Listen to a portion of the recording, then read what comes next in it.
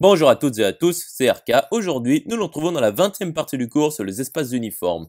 Donc aujourd'hui, nous allons nous intéresser à des propriétés fondamentales. Volet 3. Rentrons alors dans le vif du sujet. Donc soit E t ronde un espace uniforme. Donc démontrons que pour tout V appartenant à T ronde, V rond entre parenthèses V rond V est égal à entre parenthèses V rond V, le tout rond V, qui est égal à X ronde de E t ronde VVV. Donc soit V appartenant à T ronde quelconque. Donc montrons que V rond entre parenthèses V ronde V est égal à entre parenthèses V rond V, le tout rond V. Donc il s'agit d'une pseudo-associativité. Donc voyons l'inclusion directe. Donc soit xt appartenant à V rond entre parenthèses V rond V quelconque. Donc il y appartenant à E tel que xyyt appartient à V croix V rond V. Et il existe z appartenant à E tel que yzzt appartient à V2. Donc xyyzt appartient à V3. Et donc xz appartient à V rond V.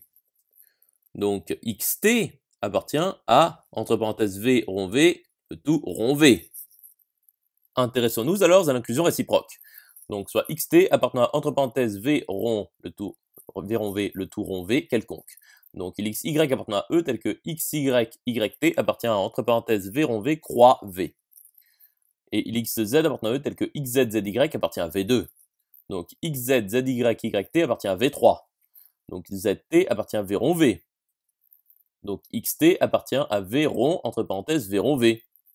Par conséquent, V rond entre parenthèses V rond V est égal à entre parenthèses V rond V, le tout rond V. Nous avons cette pseudo-associativité. Donc montrons que V rond entre parenthèses V rond V est égal à X rond de ET rond de VVV. Donc voyons l'inclusion directe. Donc soit xt appartenant à V rond entre parenthèses V rond V quelconque. Donc xy appartenant à E tel que xyyt appartient à V croix V rond V. Et il xz appartenant à E tel que yzzt appartient à V2. Donc xyyzzt appartient à V3. Donc xyzt appartient à V2. Et yz appartient à V. Donc xt appartient à x ronde de ET ronde VVV. Poursuivons la démonstration. Donc voyons l'inclusion réciproque. Donc soit xt appartenant à x ronde de ET ronde VVV quelconque. Donc il xyz appartenant à V tel que xyzt appartient à V2. Donc xyyzzt appartient à V3. Donc yt appartient à V rond V. Et donc xt appartient à V rond entre parenthèses V rond V. Par conséquent, V rond entre parenthèses V rond V est égal à x ronde de ET ronde VVV. Conclusion établie. À présent, démontrons que pour tout V de T ronde, il existe W appartenant à T ronde tel que W est égal à son intérieur qui est inclus dans V. Donc ce V appartient à T ronde quelconque. Donc nous savons qu'il existe W, un entourage symétrique de T ronde tel que W rond W est inclus dans V. Donc il existe W', un entourage symétrique de T ronde tel que W' rond W' est inclus dans W. Donc W' rond entre parenthèses W' rond W' est inclus dans entre parenthèses W' rond W', le tout rond entre parenthèses W' rond W', qui est inclus dans W rond W, qui est inclus dans V. Donc W' rond entre parenthèses W' rond W' est égal à X ronde de ET ronde W', qui est un voisinage de W', d'après la démonstration précédente. Donc V est un voisinage de W'.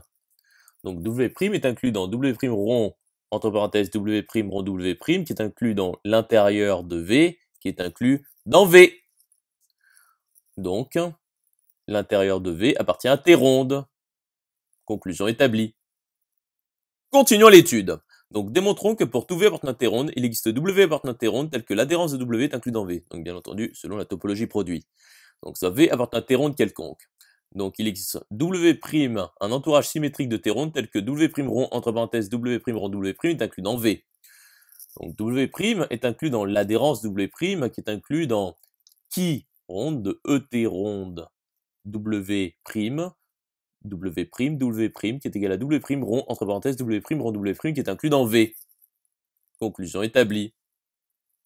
Démontrons donc que pour tout V appartenant à T ronde, X ronde de ET ronde V delta E V est égal à V rond V. Donc delta E est la diagonale de E.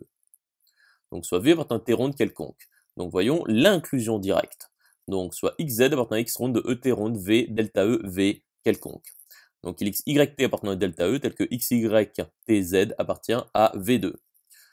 Donc y est égal à t, vu que nous sommes sur la diagonale. Donc xy yz appartient à V2. Donc xz appartient à v rond v. Voyons l'inclusion réciproque. Donc soit xz appartenant à v rond v quelconque. Donc xy appartenant à E tel que xy yz appartient à V2. Et yy appartient à delta E. Donc xz appartient bien à x ronde de et ronde v delta e v. Par conséquent, x ronde de et ronde v delta e v est bien égal à v rond v. Conclusion établie. J'espère que cette vidéo vous aura plu et vous sera utile. Nous nous retrouvons dans la 21e partie.